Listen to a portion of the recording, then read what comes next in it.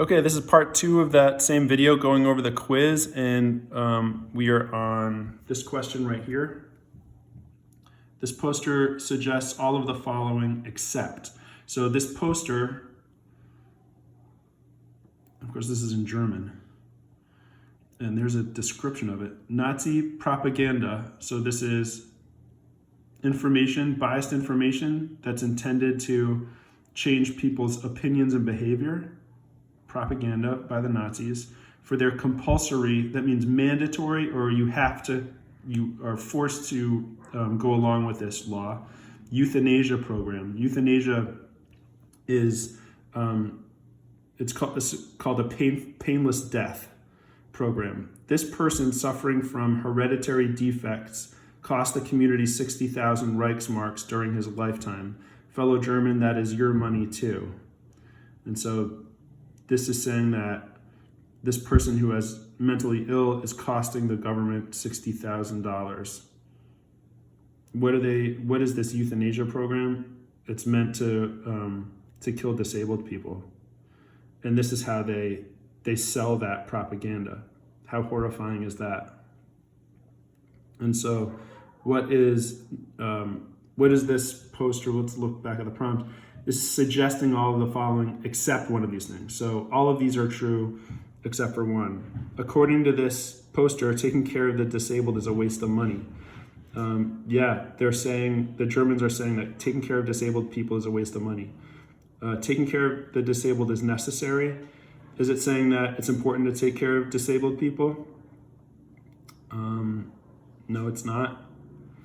Killing disabled people is best for Germans. Yes, that's what this is suggesting, that it's good to kill disabled people. And finally, the disabled people are worthless for the country. It's suggesting that disabled people are worthless for the country.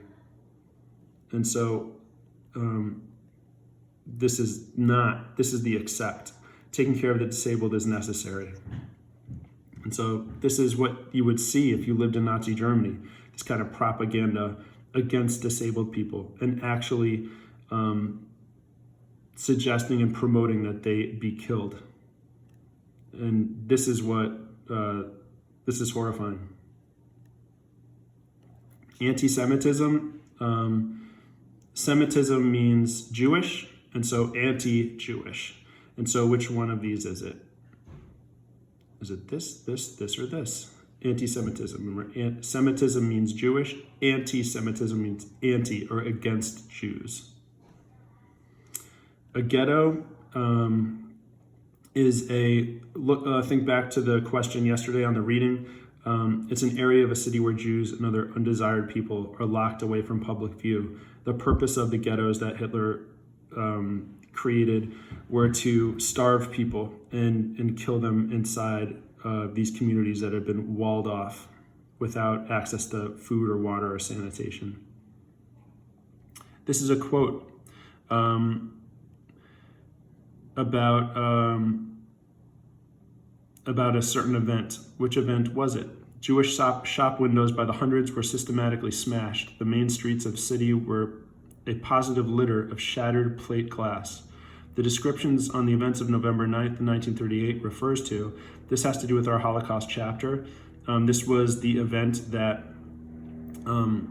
where the prejudice and the laws that excluded Jews, it became violent. And so what was that night? The night of the broken glass. Night in German is Nacht. I remember that from singing the song Silent Night at Christmas, or Stille Nacht. In this case, though, the night of the broken glass is one of these others. This next question has to do with a poem.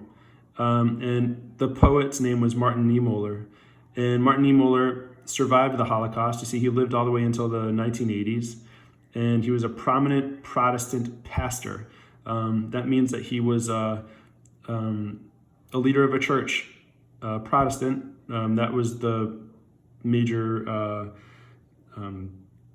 So he's a Christian denomination of the Germans, and he emerged as an outspoken public foe of Adolf Hitler. So he was outspoken and he was criticizing Adolf Hitler throughout the time that Hitler was in power. And he spent the last 7 years of Nazi rule in concentration camps. And so he spoke out against Hitler and the Nazis, whether it was for their targeting disabled people or targeting Jews. And this is a poem that he wrote about why it's important to speak up for people, even if you might not be labeled one of those people.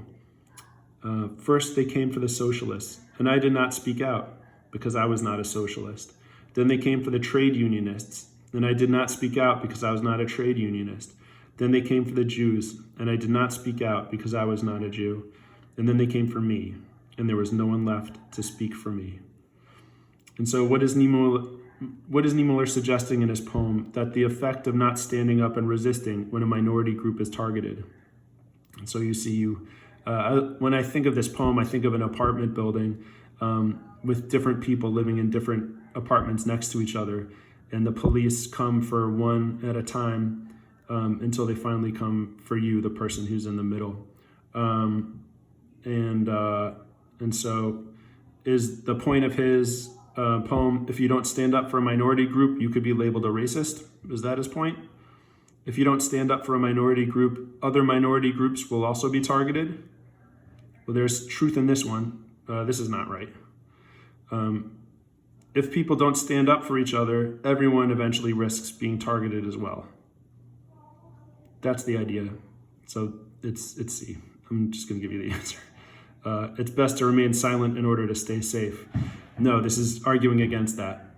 That if you stay silent and think it's not about you, then eventually you will be targeted as well. This is a map of concentration camps and death camps. Concentration camps are in green, the death camps are in red, like we saw before in my beautiful map, that you've got Germany here and then Poland there, right? You've got Germany there and Poland there. The Germans wanted this idea of Lebensraum, or living space, in Poland, and so they're attempting to wipe out all of the people who live in Poland. In Germany, right, they're fighting a war, and during this war, they are taking slaves and slave labor from the different places that they conquer, and they're forcing them to manufacture. A lot of them are manufacturing weapons for war. And so they're getting that free labor by using slave labor during the war. While in Poland, they are trying to kill as many people as possible through these death camps, basically factories for death. Auschwitz, Birkenau right here is responsible for over 1 million deaths alone. And these are, in the video, Mauthausen is talked about. And these are other of the horrific sites, and these names are important to remember, whether it's Dachau or Buchenwald, Bergen-Belsen, Treblinka, Sobibor, Chelmno.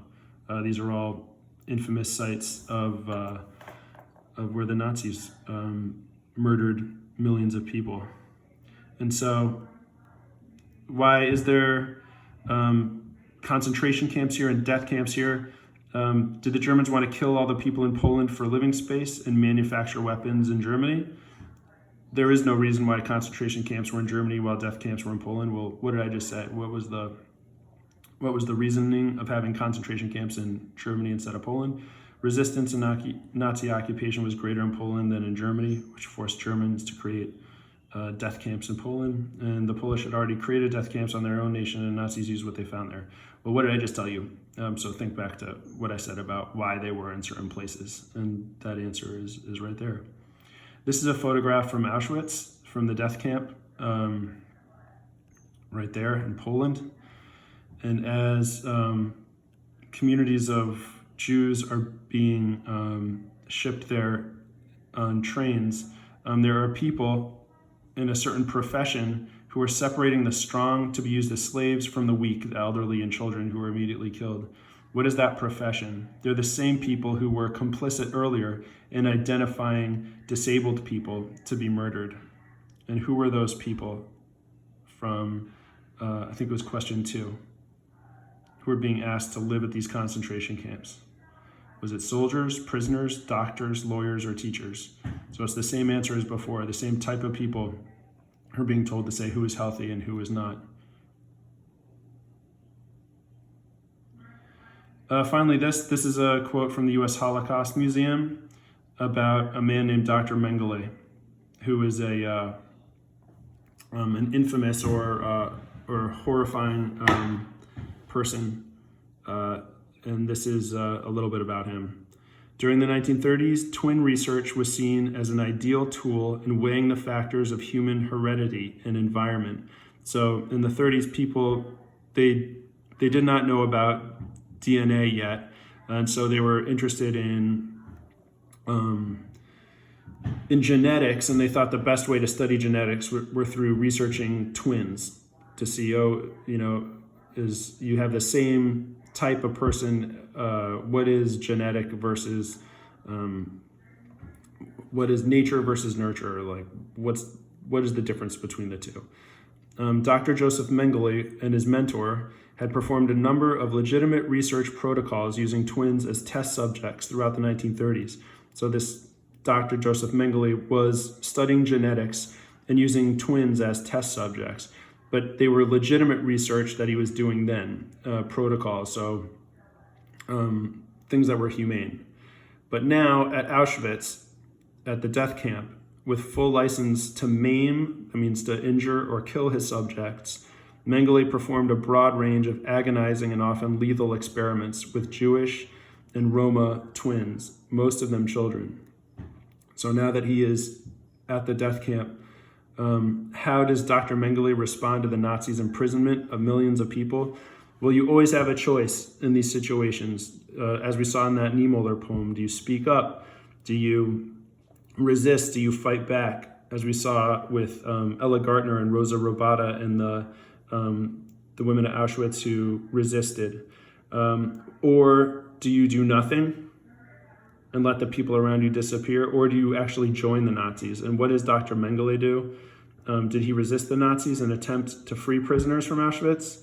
Did he continue his medical experiments using the same type of research protocols, the standards and methods he did earlier in the 30s? Or did he enthusiastically embrace the opportunity to continue his scientific experiments and torture and murder innocent children? So the answer there is right down here.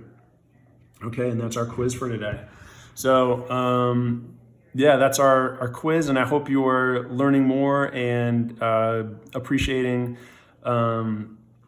the scale and the horror of the Holocaust. And tomorrow we'll be starting a QFT, a small research project, and I'll be leading you through that too. All right, have a good day, and I'll see you tomorrow.